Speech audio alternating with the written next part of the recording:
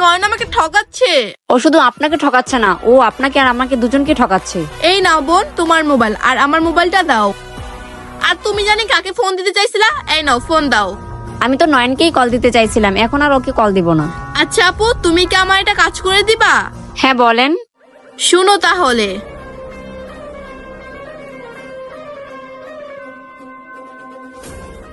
আচ্ছা ঠিক আছে। কি ব্যাপার, এত সময় লাগতেছে কেন ওর আসতে?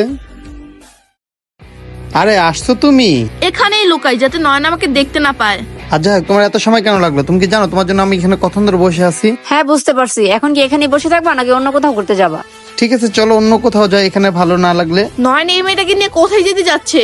আচ্ছা ঠিক আছে, চলো তোমার বাসায় চলো, আজকে আমি তোমার ফ্যামিলির সাথে কথা বলবো। কি আমার বাসায় যাবা? আরে বাসায় যাই কি করবা? চলো আজকে আমরা কোথাও অন্য জায়গা যাই, চলো উত্তরা যাই। উত্তরা ঘুরতে যাবা? কি ব্যাপার নয়ন,